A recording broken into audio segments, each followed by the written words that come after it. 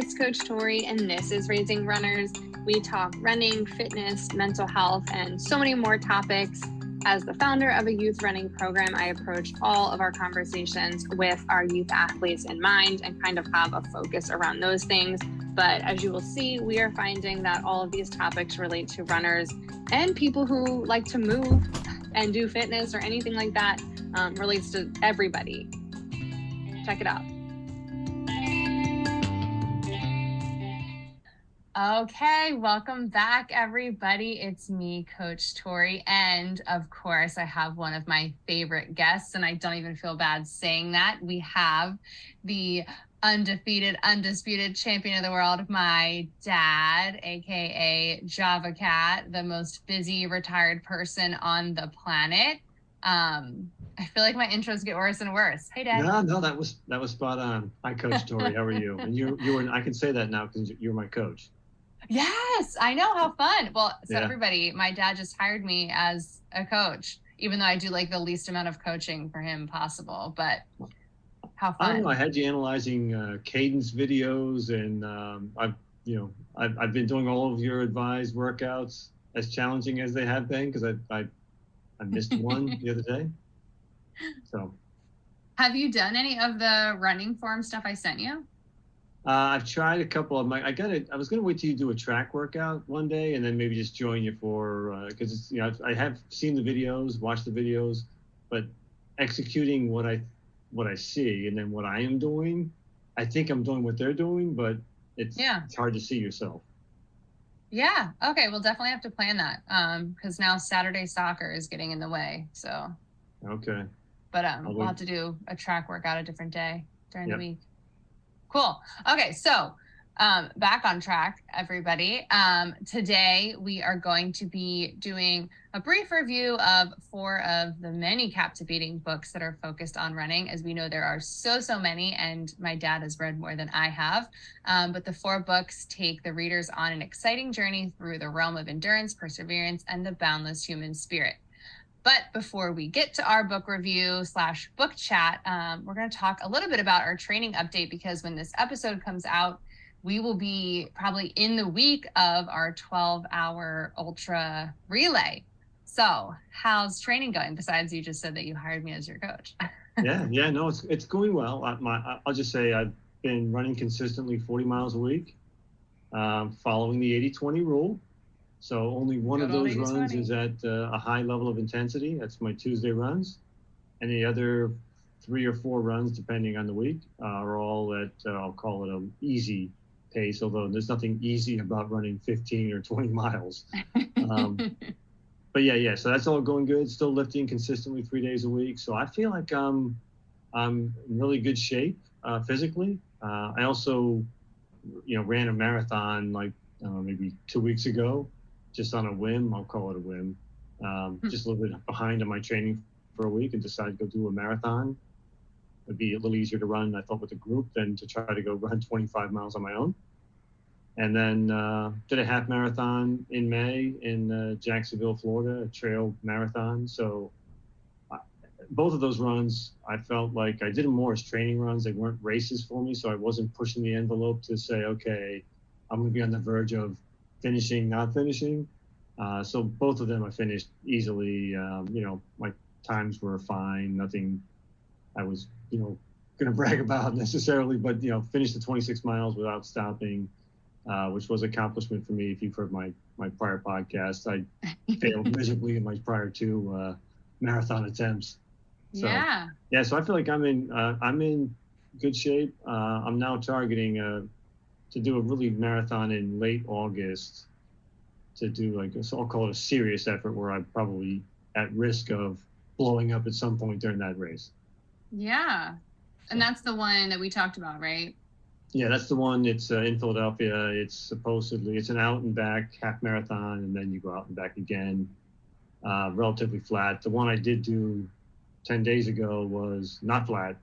It was a trail type environment, but it was a lot of hills. It was on a paved path, so it had the feel of a trail, but the pavement of a road race. So it was a little bit unique.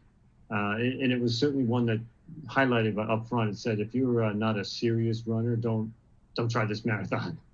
So I'm like, okay, I'll go out there with at least an attitude of I'll give my best shot and just go easy. So I felt good. Yeah.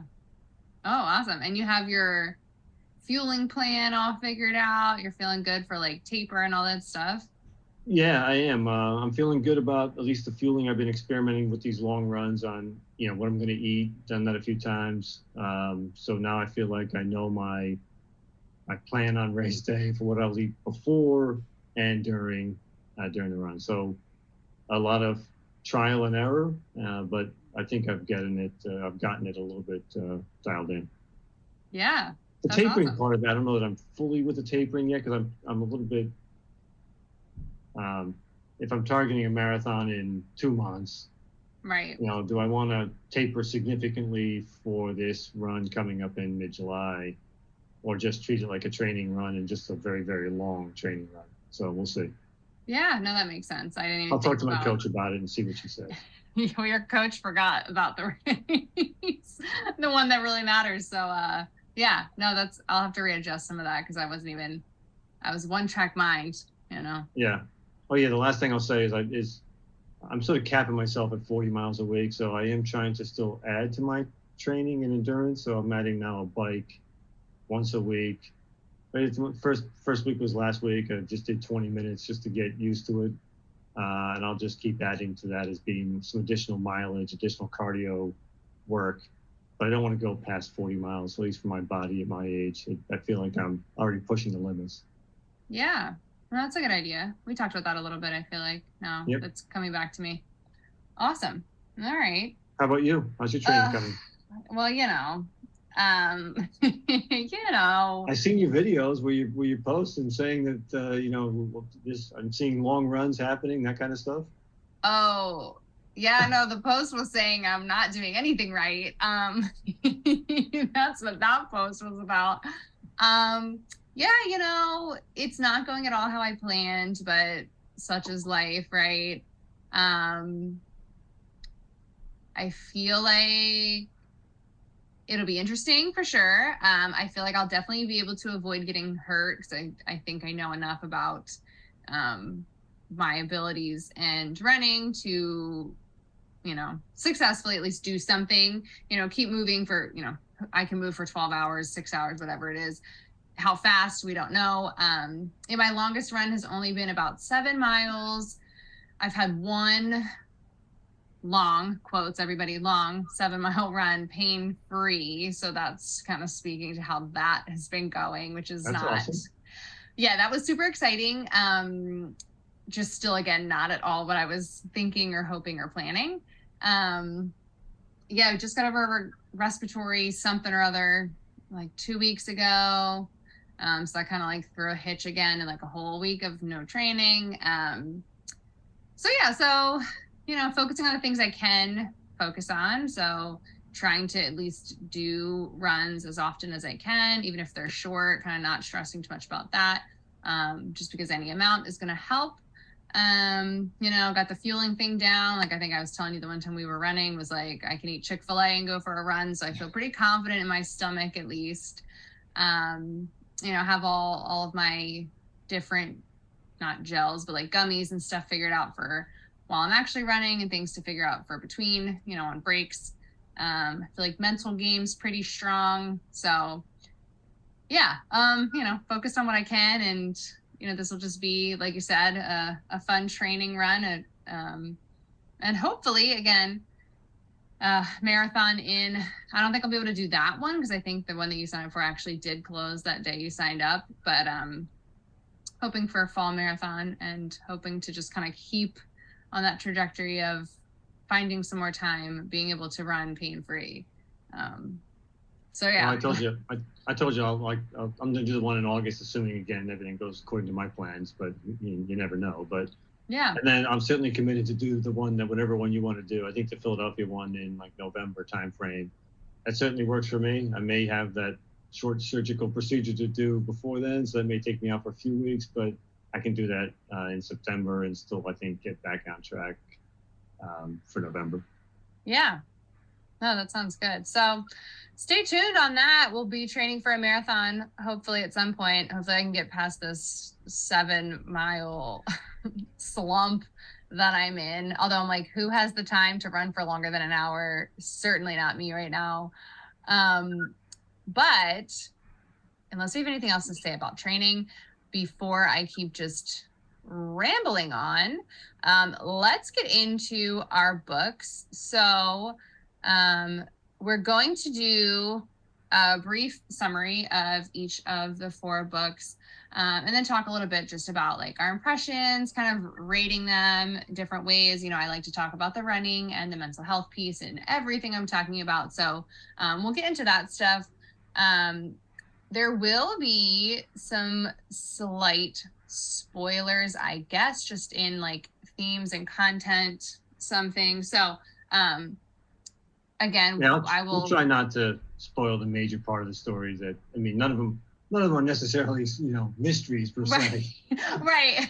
No, I was actually thinking about this the other day. I was like, do I even have to say like a spoiler alert? Because it's like, yeah, it's not like a thriller, a mystery. There's no like, not that there's no narrative, but it's like, yeah, there's not much to spoil. It's just like a book about running. But yeah, so we're talking about books. If they're books that you want to read and you don't want to know anything about them yet, skip it.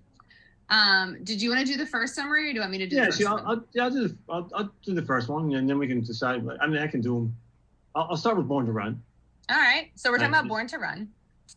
Yeah, so Born to Run, that was released in 2009. The author was Christopher Mcdougal. It's really it's certainly from his perspective. His objective is to find the Tarahumara indigenous tribes, which is of the sort of Copper Canyons of Mexico, and they're famous for their long distance running. So his main objective in the book is to, find these runners, sit down and talk with them, and try to find out what makes them so unique in their ability to run long distances. So that's sort of the main theme. And then when we get into a little bit more, we'll go into, some of the sub themes that he really gets into and what makes that book so good, because we're referencing a book from 2009. I will say it's probably one of the ones that it's on the tops of most running book lists, even though it is from 2009. So it's a little bit dated, but it's also a great book for anyone who likes to read. It's not just, it's not just for running inspiration. It is really a book that you'll find entertaining at really anybody reading the book. Oh, totally. Yeah. So you want to talk about the other 3 books real quick, and then from a high level summary, then we can go back into talk about Born to Run? Yeah, sure. Okay. We can do it. Sure. Summaries of all of them. Go for it. Yeah. So the next book, the next section, I'll call it, David Goggins' 2 books. I just put those 2 together, Can't Hurt Me and Never Finished, because they're very similar. They really go through, it's his autobiography, I say, so to speak, and really is talking about his life and, who he is a Black man, an African-American man who grew up in poverty, facing challenges of racism, an abusive father, and how he came out on the other side, and became became a Navy SEAL. That's one of his obviously major accomplishments. He's also an ultra runner, also a motivational speaker. So it's really a book of all of that, but it really gets deeply into his relationship with his father, gets into fitness, and really gets into what makes David Goggins tick. Like what, that he's more dedicated than probably anyone else on the planet as far as, digging deep and challenging himself. So we'll talk about some unique aspects of those 2 books. And then the 4th book is The Longest Race by Kara Goucher, and we both read that one. That's, again, autobiography by Kara about her running life. It's probably, briefly goes through her young childhood, but it really gets into much more around her high school, college, and then really into the Nike project. And what the Nike project is it's Nike, the company, who really had Alberto Salazar, who's a famous marathoner from the 80s, maybe somewhere in that range. And he was the coach of this project. And the idea of the project was to elevate US and American runners on the world stage. So we had a group of runners, all essentially male except for Kara. And it's really around her relationship with that coach and with Nike, the overall organization and the challenges that she faced in that process. And she was I'll put her in a great category of U.S. runners. I mean, there's not a huge list of great, American female distance runners, but she's in that list somewhere. So I'd say that's the sort of the high level of the 3/4 categories. Well, those were great summaries. That was really good. Well, thank you. Yeah, I may have stole some of that from you and from ChatGPT. So who knows? Yeah, I know. AI, it's in everything now, right? Yeah. Okay, cool. So back to Born to Run. We can start by talking about that one a little bit first. So you mentioned it is top of most running lists. And yeah, like if you Google top running books, Born to Run definitely shows up. I think most runners, if you talk to them, will say that they've read it or they've heard of it.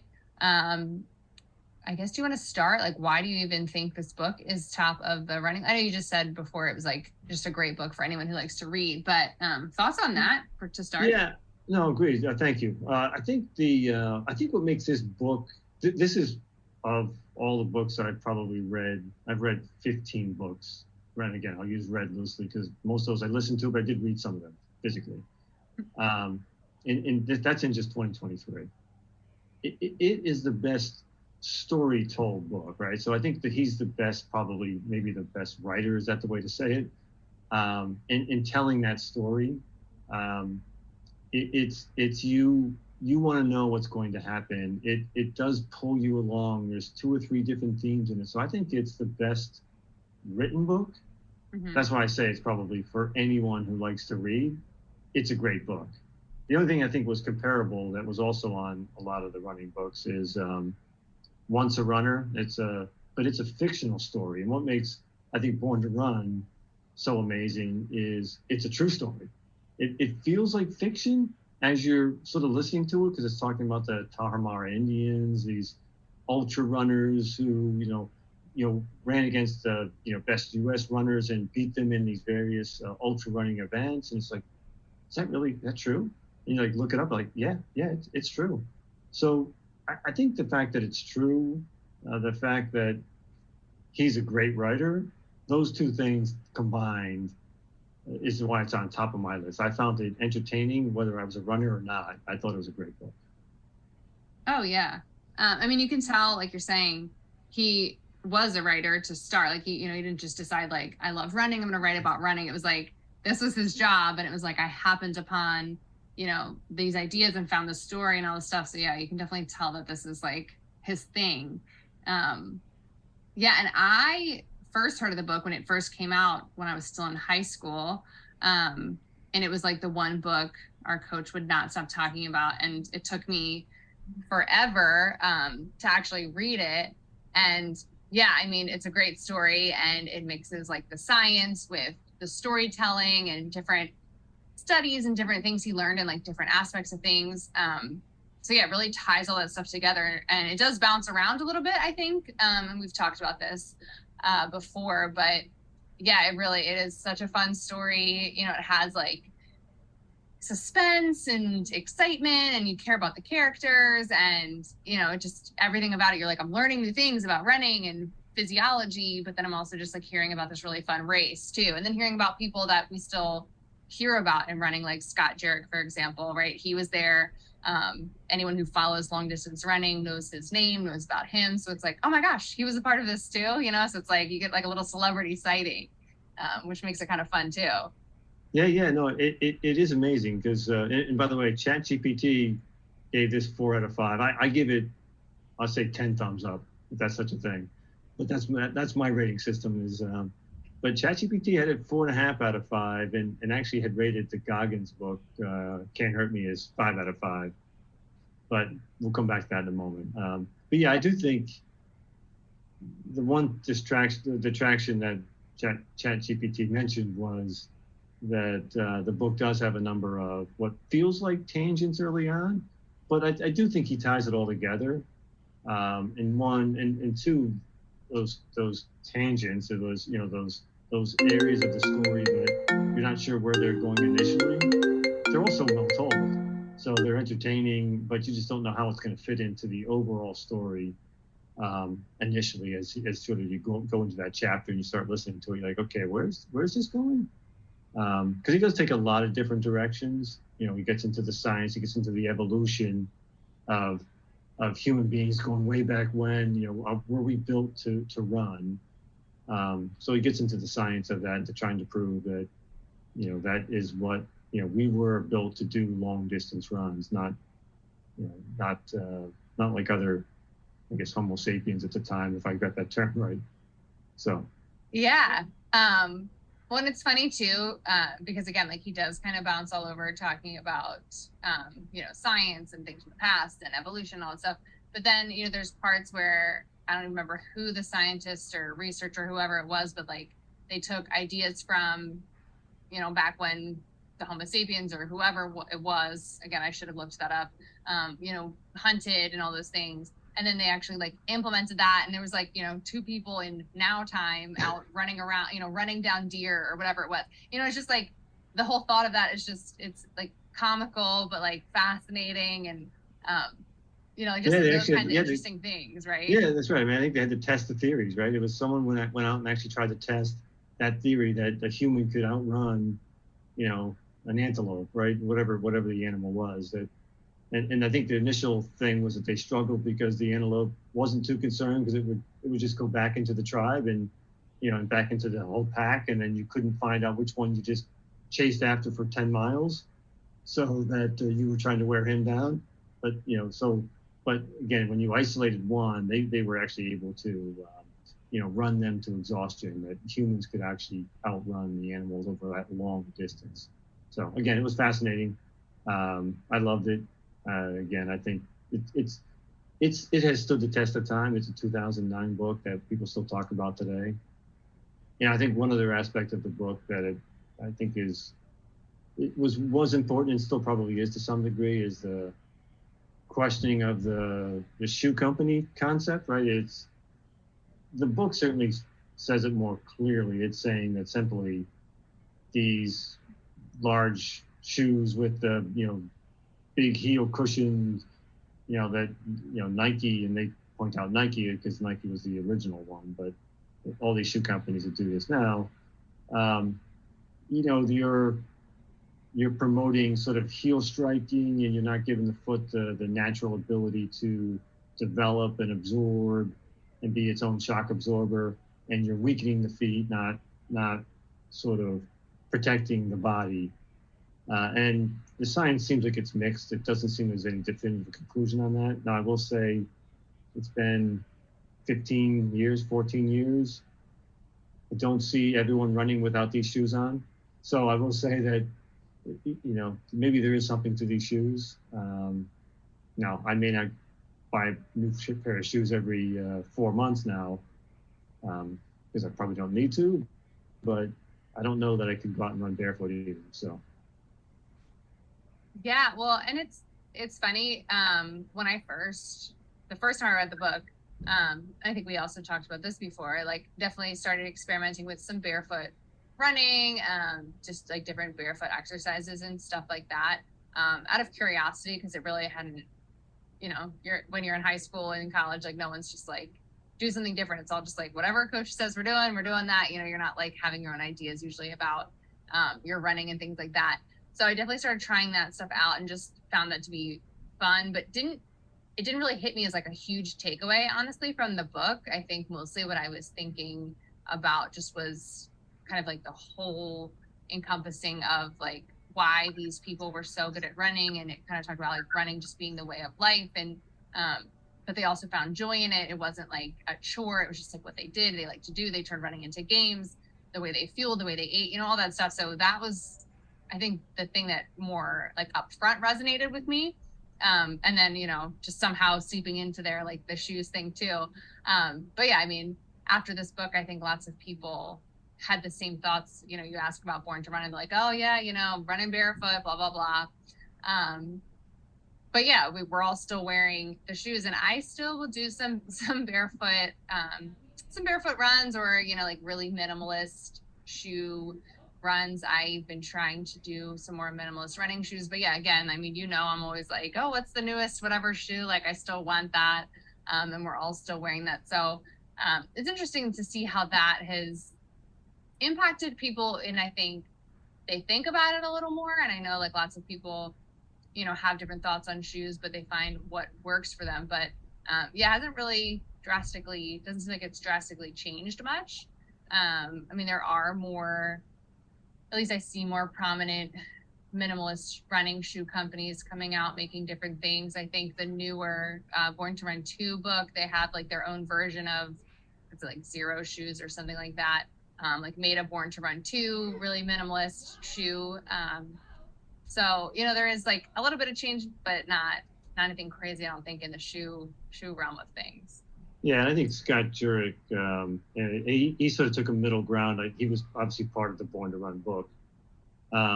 He has stressed it in his own book, just saying that he's gone not so far as to go to barefoot running, but he's going to more, like you just said, minimalist shoes. Maybe not quite the the Hoka or the other maximum cushioning shoes. He does much more the racing flat type shoe, where it's much more minimalist. It's also hard, I think. We grew up in a society where you wear shoes all the time, right? And you're comparing us to the Tarahumara, which either are wearing no shoes or wearing minimal shoes all the time in their training, right? So it's hard to bridge those two worlds and say, that's one of the reasons they're the great runners, and if we just do that, we would be a great runner. I think that's too simple of an approach to take. Oh yeah, and I mean, again, it's like you said, like the world we live in now, we're wearing shoes. Like, there's also not a lot of places I can just safely run barefoot and not be worried about all kinds of things happening, right? Like, I can't just be like, oh, I'll kick my shoes off, run down the street, and not step on glass, nails, God knows what. So it really, there is a balance there for sure on the shoe side of things. Yeah, I think and the last thing, sorry, on this book, we can jump on the next ones, which was, the characters were so deep. I mean, I think you mentioned it early on, was like, the development of those characters in Caballo Blanco. It almost felt like it, at least when I read the book, it felt like the story went from being Christopher McDougal's story to Caballo Blanco's story. And for the reader's benefit, listeners' benefit at the moment, he's sort of an American that's down there, and sort of it's Christopher McDougal's conduit to get to the Tarahumara. But he becomes a big part of the story and what he's trying to accomplish. So again, I think he's probably one of the most interesting characters. And again, what makes it me fascinating is that it's a true story, that he was a true individual, that he had a life here in the U.S. and basically just moved there to change his own life. Yeah, well, and like he's a great example of kind of finding the joy in running and how that can like completely change the way that you live and run and all that stuff. Because he was kind of living the way a lot of us do here and kind of changed it all. And he was off the grid and like running all the time, miles and miles every day. You didn't have a phone. I think he was like going to coffee shops to email back about his race. It was definitely an interesting story. And he was very cool. And even all the other people that Chris found to be like a part of the event was kind of fascinating, where everybody came from. But you see like the through line of, they love adventure, they love running, they just wanted to be a part of something like really unique. Yeah, something special. Yeah, and it turned out to be, again, something that we're talking about 15 years later. So yeah. Do you want to move on to Goggins? Sure. Let's move on to this one. So these are two books that I have not read, but I'm familiar with him and familiar with some of the things he's done. So. Yeah, because you gave me a book that was somewhat about him. That was the Living with a Seal, which was really David Goggins being hired to live with Jesse Itzler for a month to train him. It gives you that gave me sort of a glimpse into who he was, because I actually didn't know who he was before then. And these books, I think in the summer we talked about the challenges that he faced as a young child. And what came to mind, given what your podcast is about, I mean, I think mental health is certainly one. He certainly didn't suffer necessarily like from depression. I can't believe he didn't have some level of anxiety. I mean, he talks a little bit about, the fear of, living in a house with an abusive father, right? It's not a fear that just goes away when you go to school. It's always there. I'm going to have to go home at the end of the day and face whatever, unpredictable situation there may be. So he certainly had like sort of, mental challenges as well as physical challenges. I think his two books, I think what made them unique for me is I listened to them on, they were books, audiobooks. And what he did that was unique was turned them into almost like a podcast. So between each chapter of the person reading his book, he would then, have a little bit of interview session with the reader. So it was almost like a podcast in between chapters where they would talk about some of the key elements of that chapter. And in the second book, he had the same format, and he had his mother on, which is a big part of the second book, his relationship with his mother, which he didn't really deal as much with in the first book. I think because it was, sensitive topic. Again, living in an abusive household for where you're being abused by your father, and it's also, again, physically abused, and so is your mother, and how she must feel not being able to protect herself and her sons. It is difficult that he didn't want to share that in the first book. It didn't feel like, and he saved that for the second book. So there's a lot of, it's an autobiography of his life. I mean, I think there's some key characters in it that changed his life. Certainly his mother was a key factor. I think he uses his father as sort of fuel, like what you can overcome. I think in one of your recent podcasts, you talked a little bit about, people overcoming a challenge in life and how that then can translate to running, to say, in those tough times of running, you can overcome it because you've overcome these other bigger barriers in the past. And so I think he uses it as that kind of a fuel, to be sort of, that dedicated, that intense, never taking a moment to just relax. It's always 110%. So that was one thing that was unique. And then the other thing of the first book, the Can't Hurt Me, is it was a little bit of I'll call it a self-help book.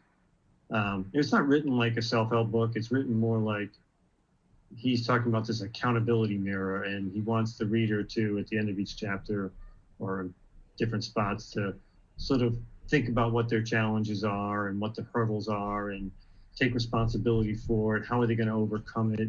And so there's a self-help aspect to it that at the end of the book, if you do all these things, I think you'll find out some more about yourself in a way to overcome some of the challenges.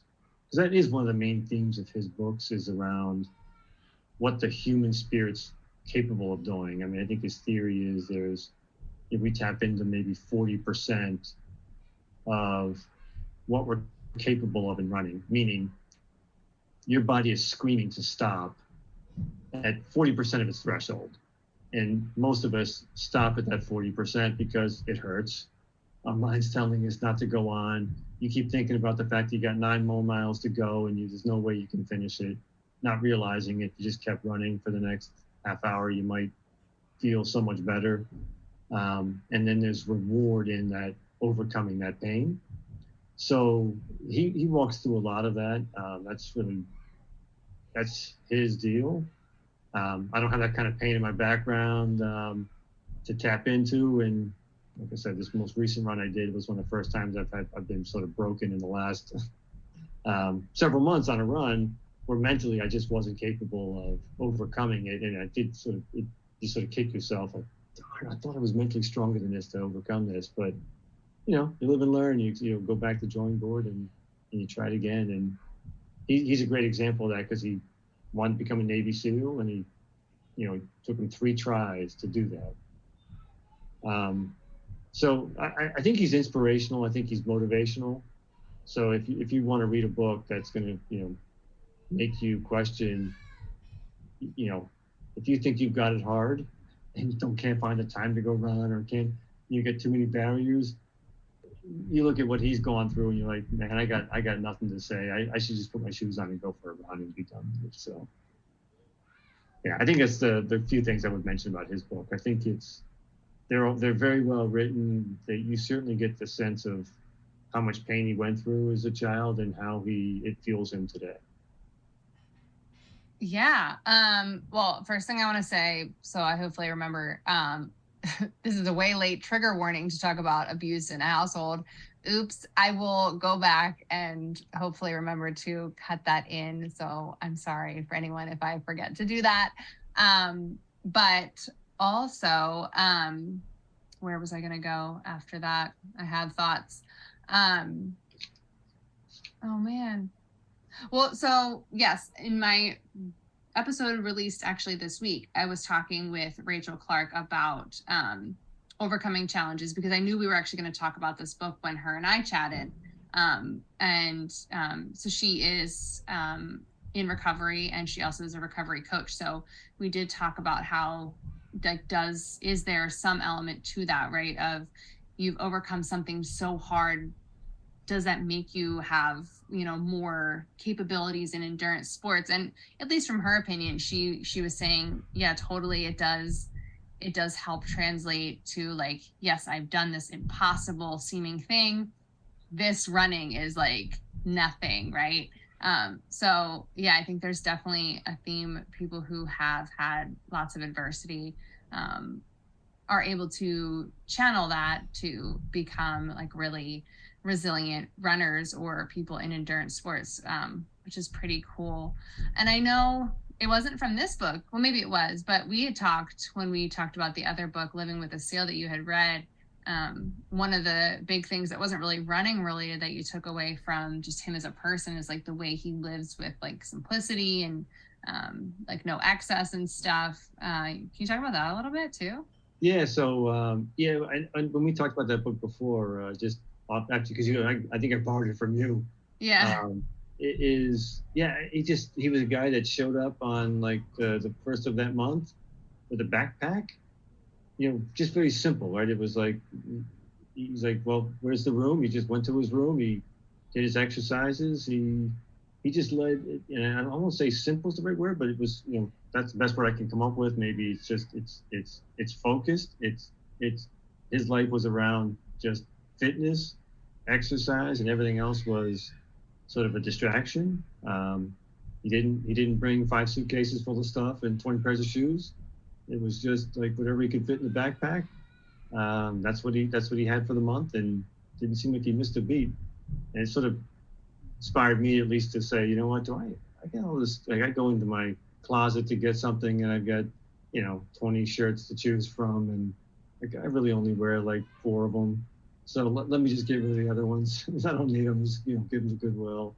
So I tried to at least simplify my own life and, make my choices a lot less simple for myself. I enjoy it now. Like I walk in my closet, it's wide open. There's plenty of room. I've got a few things to choose from. I pick it, and then I just do my laundry every, more than once a week now. But I can't go 2 weeks without doing laundry. Right. Yeah, and that I think also kind of ties a little bit into when we talked about, Born to Run and like running just being a part of your life. But yeah, it is like that simplicity too. Like it's just, you don't have to have all these fancy shoes, extra baggage, overly complicate everything, right? Like it's just like, this is how we live. We get up, we run, we do our thing. And it seems like he kind of subscribes to that too. I know he gets a little bit of flack sometimes in the running community for his intensity, and maybe some other things. Honestly not totally sure. He's obviously an intense guy. And now I think I first heard about him when they talked about like the David Goggins challenge of like, what is it, 4x4x48. And, you know, people love to talk about that one as well, but I'm pretty sure you, because you're the 80-20 advocate over here, you said that he mentions that he follows the 80-20 rule for running. Is that right? Yeah, he does. Yeah. So it is only mentioned in passing. It's not like it's a big part of his book. Mm-hmm. It is hard. It's sometimes it's confusing when you listen to him, right? Because he's talking about the level of intensity. I think it's really, in my mind, it's more around dedication. Like he'll get up at 5 a.m. or 4 a.m. and go do his 20-mile run. But he's not doing his 20-mile run at maximum capacity. He's doing it as an easy run. Now, so his intensity comes across as, well, he's running all out all the time. He's saying, no, that's not the case. The reason I don't get hurt is I do follow an 80-20 rule. So yeah, there's a small piece of one of his chapters that goes into that, but it's very short and gets kind of lost in his overall intensity. But he's a guy that, you know, you don't miss a workout. You just get up and you do it. You don't whine about it. He actually tapes himself sometimes if he sort of has like this internal struggle about doing something. He'll tape himself and then play it back, and he says, like, I can hear what a little bee I am being right now, and I just said the B word, not the actual word. So he, you know, he just like he'll listen to it and then like that's it. Like, you know, he'll say, okay, I'm just gonna put my shoes on and go. Or he'll, you know, all the negative comments that you can get on social media, he'll read them into his recorder and then listen back to them, or he even made like a short like a rap type song out of them just to again motivate himself. Like people saying he can't do it, he can do it.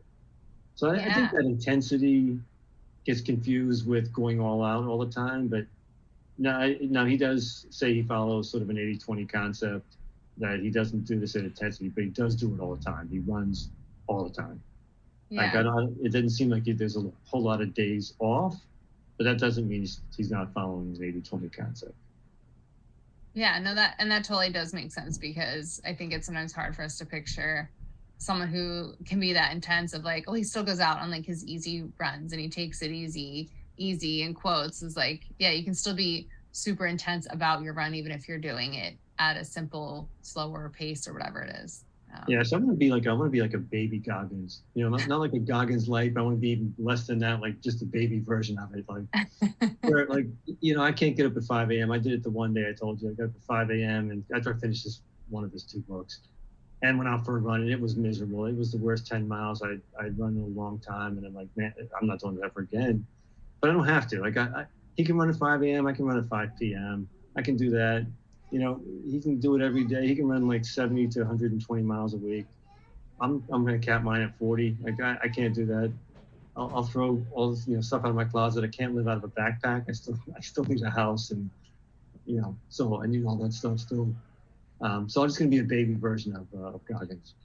Yeah, I like it. I think that sounds like it works for you. Yeah. I dig it. All right. Anything else about him or his books? Only because I don't feel like I have too much to add. No, I mean, again, I give them a very high rate. I'm not quite the Born to Run, because I think Born to Run just translated to everybody in my mind. For Can't Hurt Me and Never Finished, I think they're great books. I'd say they're, you know, 9.5 thumbs out of 10. Oh my gosh. 10 out of 10. But if you're looking to find for some motivation, yeah, read those books. You will be motivated. Now, hopefully, you can translate that motivation into then dedication and, you know, discipline, to where you can do it every day. Motivation may get you out there the first time, the second time, third time for a week or 2.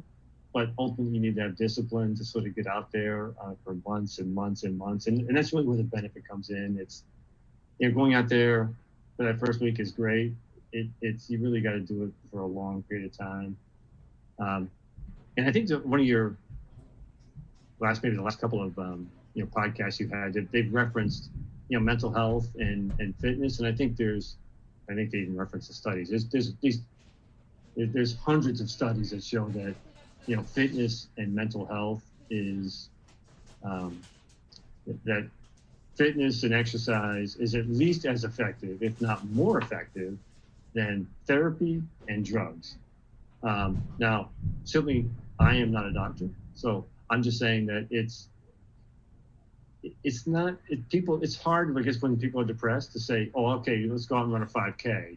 That's really hard to do. It's a little easy to go and see someone and have therapy or take medication. But maybe as sort of a, as if you are suffering from mental illness, just take that first step, man. Just get out the door and do that little bit of like those studies. You didn't have to go out and run at a 10-mile, or a 6-minute pace. You had to just go out there and do a brisk walk, and you were getting the benefits of exercise on your mental health. So you really just need to go out there and just do it that first, second, or third time. And then it starts to feed on itself. You start to see that benefit. You start to feel a little bit better and more likely to want to go out and run.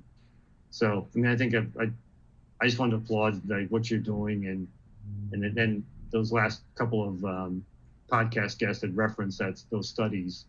And I just wanted to reemphasize that how important that really is. It shouldn't be understated that it is as effective as therapy, but it'd be even more effective if you do both. Like go to your therapy classes and then go for a little bit of a walk, jog, run on another day or the day after, the same day, whatever you want to do.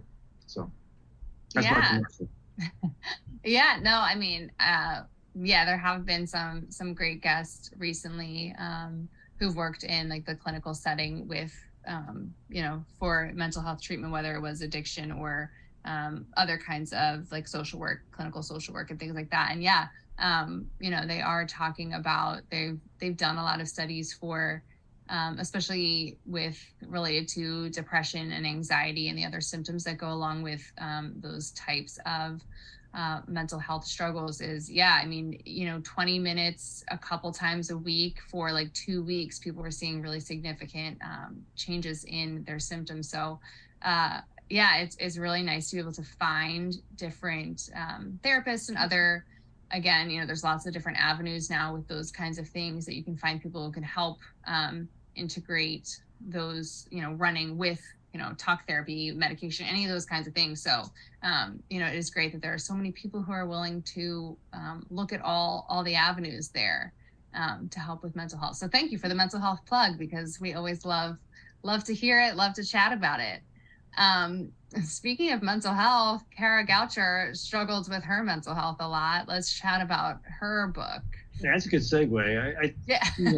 It's her book, as I said, it's mostly about the Nike project, but you certainly she gives you a glimpse into the younger life, right? How something small like her grandfather taking her on, I think that first fun run that she went on, started something in her that turned into a long-term professional career.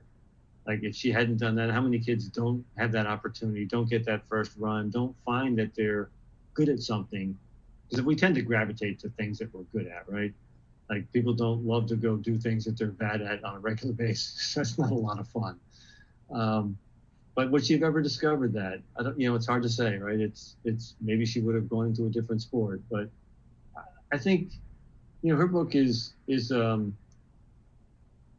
I think there's a lot of, when I read it, I'll call it sadness for lack of a better term. Alberto Salazar, her coach, was one of the probably heroes of my era. I mean, in the early 80s is when I was graduating high school, and I ran in high school and I ran in college. And so, someone like Alberto Salazar was winning the Boston Marathon in dramatic fashion. It's he was a little bit of a hero. But, when you read this book, you see unfortunately, what 20 years can do to someone. And I know it's written from her perspective, so I'll give him, I'm not going to give him the benefit of the doubt necessarily, but I'm saying I don't want to necessarily just trash the guy unnecessarily, but he certainly is not a positive figure in this book. I mean, he is her running coach. He may have done a lot of good things in coaching, but you saw the mental aspects the toll he took on her. And we see these runners and they run the Olympics, and you think that, oh, it's the person who's trained the most, and you just think of them as almost like machines. I thought Kara's book was great, that it gave you the insight into her mind. I know she read her own book as the reader, which not many of them do, and she's not a professional reader, so it can maybe be a little bit distracting because professional readers are professional readers for a reason. But I loved hearing her talk about her words and how she felt. It just resonated with me more effectively. But yeah, she seemed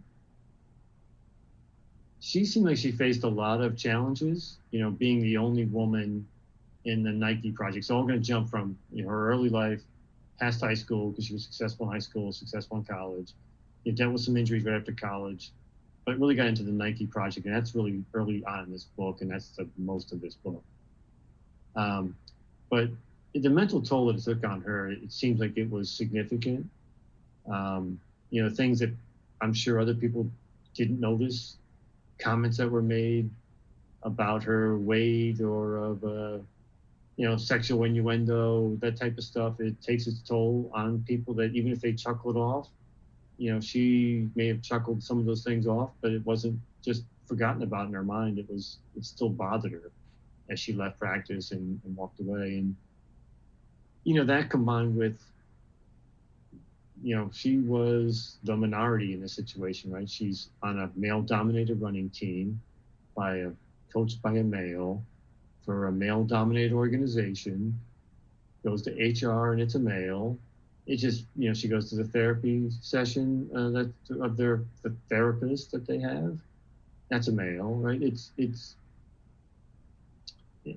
just you felt isolated for her, is what I took from the book. And I think mental health is a good topic, because it's not your traditional depression or anxiety, but it is a mental toll that was taking on her. You could tell that, and the doping is the sort of secondary theme, I think, here, right? Is the questions around Alberto Salazar and the techniques he maybe used to help the runners achieve that success, and the toll that took on her as well.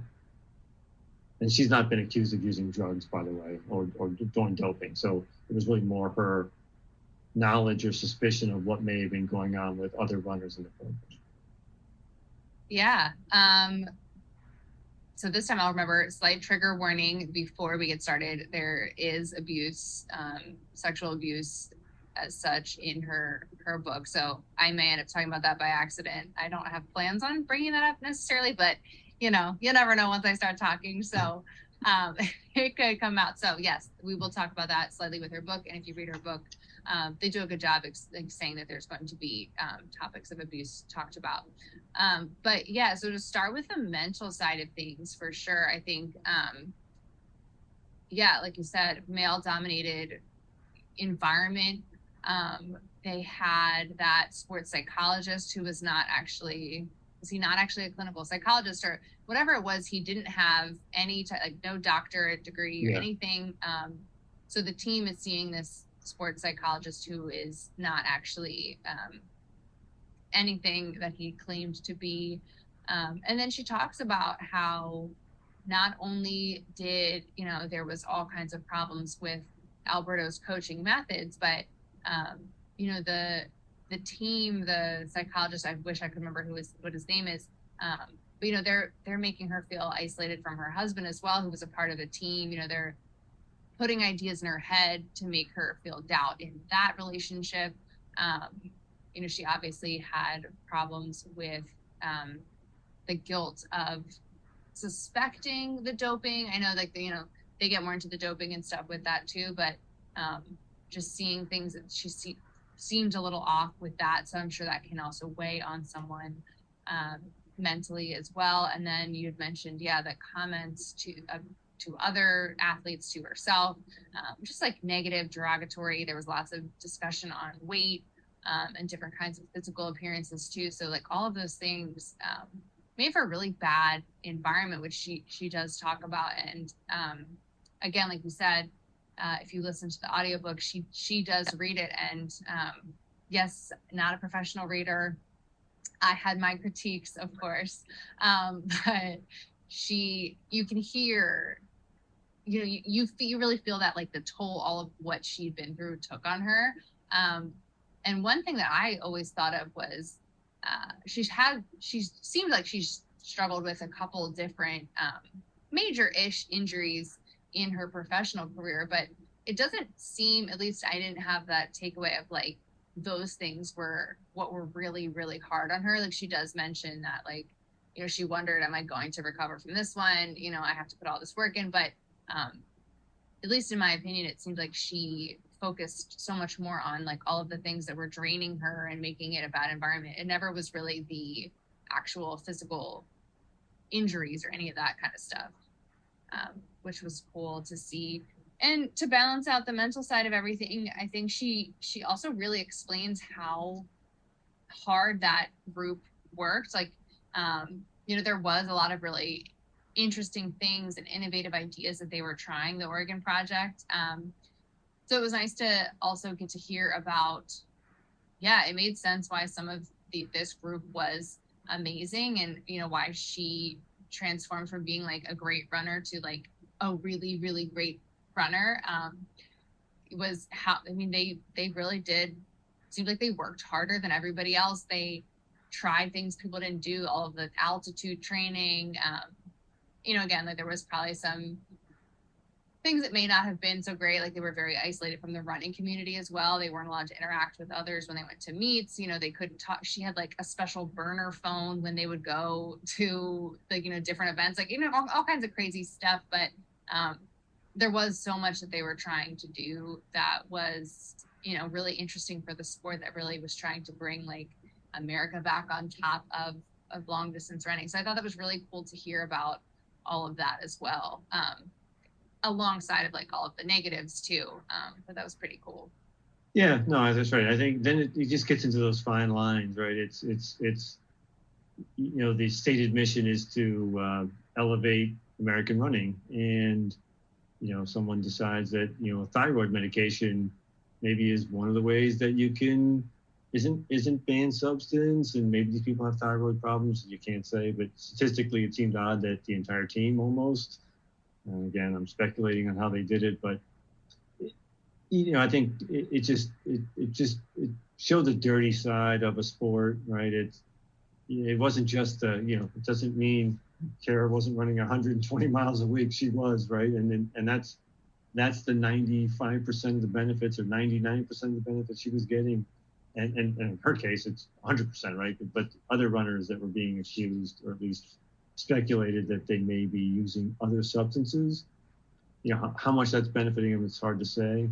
But that was sort of that fine line, which is like trying to push the envelope to elevate a sport, or Americans in that sport. And, you know, that if you don't have a good ethical leader with moral fiber, that they can cross that line. And it seemed like in this case, it got crossed a number of times. Yeah. The other thing about Kara, and just her mental struggles, was, I think the other toll that we didn't mention was her contract with Nike, and, you know, getting pregnant. And it was, I guess, enlightening for me as a man. I don't think of these things, right? It's unfortunate. Like, it's not as top of mind, and it's top of mind for probably most women. Is, you know, will they have a job when they go out on maternity leave? And I think it's probably less of an issue today than maybe it was in her time. But it's not a done deal, done issue. It's still out there for people. And again, maybe I've just been not as aware of it as I should have been. But yeah, she faced an issue around just having Nike honor her contract, and again, the mental toll it took to dispute that, and having no leverage in her situation to sign deals that, well, we'll advance you the money, but you may have to refund it later on. It's like, oh, man, what choices did she have? So again, just go back to that mental aspect of it. It's tough.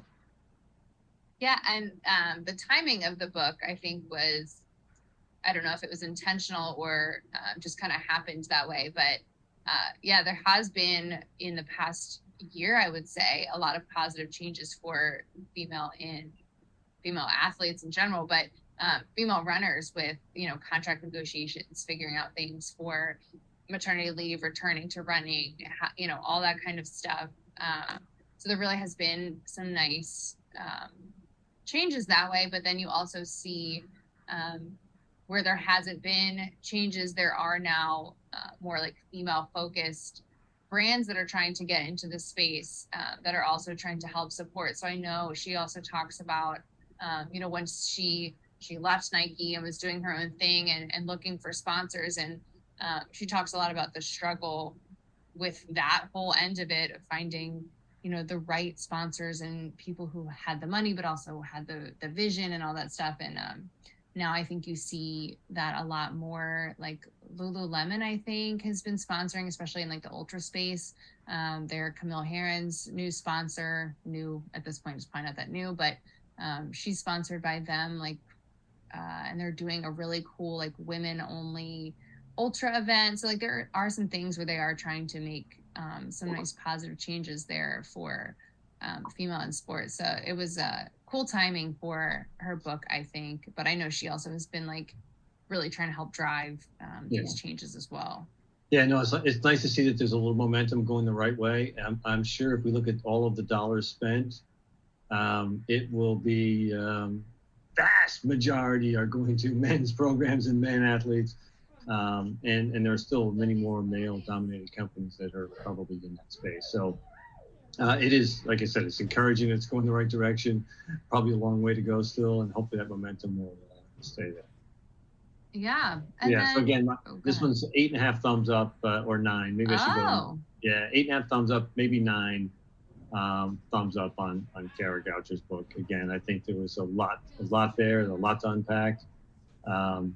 Not as well written as a sort of a Born to Run, not as intense as a David Goggins, but a good story, true story, and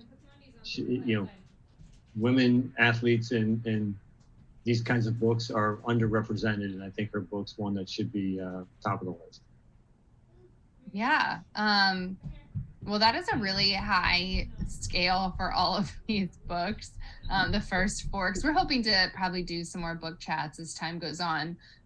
So I feel like it's hard to top a 10, 9 something, and 8.5. 9.5, and I'll go 8.5 for Kara's, but depending on what you're looking for, I'm going to just say I'll stick with my 10, 9.5, and 8.5.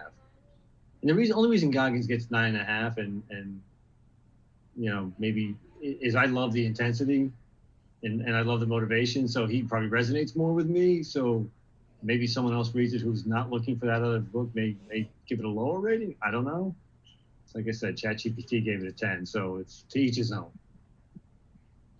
Yeah, well, to close out on these books, these 4 books, like you've said a bunch of times, I think will captivate you as you delve into the world of running and endurance, from the rugged trails of the Copper Canyons with the Tarahumara to the transformative power of running in David Goggins' life, and then Kara Goucher's rise to greatness amid adversity. These stories really will inspire you and move you definitely to want to put on those shoes to get out and go run. So I think you did pick a great start for the 4 books that we had today. Do you have thoughts on next books or anything like that? Yeah, I've got a couple of thoughts. I'll wait though, because I want to discuss with you ahead of time whether we want to go the ultra space, because there's a lot of, ultra running is sort of I'll call it a niche a little bit. Like, it does feel like it's like something I hadn't even thought about. Like I thought marathons were sort of as long as people ran, maybe just a few years ago, but ultras have been going on for like 100 years and I didn't even know it. So there's a bunch that are ultra related. There are some that are motivational. So there's a bunch of different categories we can get into. Yeah. A couple of them involve the 4-minute mile. Yeah. Yeah. Well, stay tuned, everybody, for our next book chat. I'll try to maybe put a poll up to see if you have suggestions for the next time, or I'll put it on social media to see if anybody has any thoughts of different ones we should do. And also, by the time this is coming out, we will be probably within a week of our 12-hour relay that some of us are training for better than others. So wish us luck. And because I think it will be very interesting, I will try to take some voice recordings and put together some little show during our run so that you can kind of hear from us while we're actually doing all the work, and kind of see if it's playing out how we thought it was going to or not. Anything else in closing you have? Thanks so much for all your thoughts on the books. No, just want to thank you again. Appreciate it.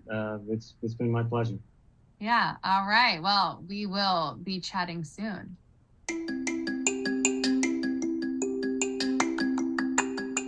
Thank you for tuning in. Make sure you rate, review, subscribe, all the things that you can do for a podcast that you enjoy listening to. Make sure you check out social media, our website, any of those things. If you have questions, comments, interview requests, feel free to email me at marikeyrunclub@gmail.com.